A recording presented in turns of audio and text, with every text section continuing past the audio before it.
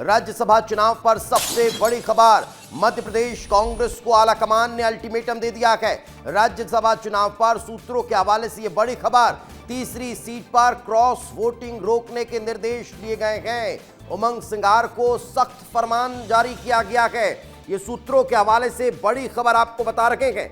आपको बता दें कि राज्यसभा चुनाव मध्य प्रदेश में होने हैं और राज्यसभा चुनाव की तारीखों का ऐलान हो चुका है, लेकिन राज्यसभा चुनाव के लिए कांग्रेस के पास जो एकमात्र तीसरी सीट बची हुई है, यानी दिग्विजय सिंह जिस सीट पर राज्यसभा में गए थे, उस सीट के खाली होने के बाद अब कांग्रेस पार्टी उस तीसरी सीट पर पूरी एड़ी चोटी का जोर लगाती हुई नजर आने वाली है, क्योंकि आलाकमान ने साफ शब्दों में कह दिया है कि कोई भी विधायक क्रॉस वोटिंग न कर पाए, इसको सुनिश्चित करना होगा। 2 बार दिल्ली बुलाकर तैयारी की रिपोर्ट ली गई है। राहुल गांधी ने विधायकों पर नजर रखने के संकेत दे दिए हैं। एक भी विधायक नहीं बिकना चाहिए। बिहार, हरियाणा और उड़ीसा में क्रॉस वोटिंग हो चुकी है और यही कारण है कि अब सख्त हिदायत इस मामले को लेकर दी जा रही है।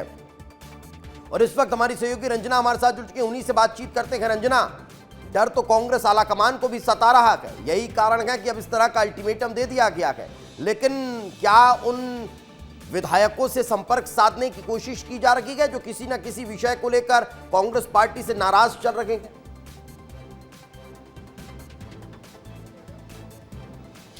देखिए दीपेश, राज्यसभा चुनाव को लेकर रणनीति तो अब कांग्रेस भी बना रही है और लगातार तैयारियों में जुट गई है, लेकिन अभी जिस तरीके से कांग्रेस आलाकमान की तरफ से नेता प्रतिपक्ष उमंग सिंघार को निर्देश दिए गए हैं और सख्त लहजे में ये कहा गया है कि आपको तमाम विधायकों से बातचीत करनी होगी और ये सुनिश्चित करना होगा कि राज्यसभा चुनाव में कोई भी विधायक कांग्रेस का क्रॉस वोटिंग ना करे और इसके लिए आपको पूरी तैयारी करनी होगी।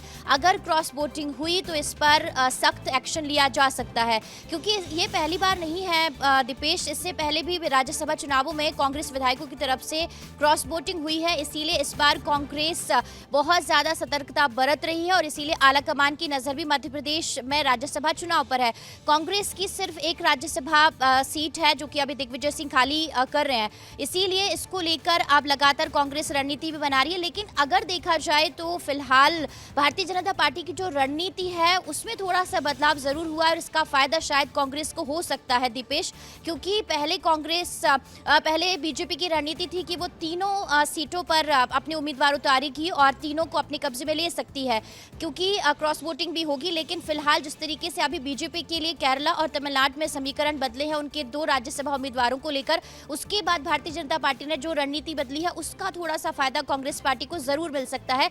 लेकिन कांग्रेस पार्टी के जो एक एक करके विधायक है जो अभी किसी न किसी कानूनी दाव पेच में फंसे हुए हैं और एक विधायक जिनका अब तक कुछ क्लियर नहीं हुआ है कि वो बीजेपी में है कि वो कांग्रेस में है, अभी तक वो एक बीच भंवर में कांग्रेस पार्टी को फंसाए हुए हैं। तो ये सारी चीजें ऐसी है क्योंकि कांग्रेस के पास लगातार जो विधायकों की संख्या है वो कम हो रही है और इसीलिए इस बात को लेकर पूरी तरह सतर्कता कांग्रेस पार्टी बरत रही है और इसीलिए राहुल गांधी और तमाम कांग्रेस के वरिष्ठ नेताओं की तरफ से ये कहा गया है कि इस बार क्रॉस वोटिंग नहीं होनी चाहिए। चाहे आप विधायकों से बात कीजिए, उनको समझाइए, उनके साथ रणनीति बनाइए कि आपको यही बड़ी बात है। आलाकमान भी समझ चुका है कि ये बहुत आसान रहने वाला नहीं है और साथ साथ विधायक का बहुत आसानी से कुछ अगर नहीं आए, कुछ ने अगर क्रॉस वोटिंग कर दी तो ये सीट हाथ से फिसलना कोई बहुत बड़ी बात नहीं है। यही कारण है कि बहुत फूक कर कदम अब कांग्रेस रखती हुई नजर आ रही है। फिलहाल बहुत बहुत शुक्रिया इस तमाम जानकारी के लिए।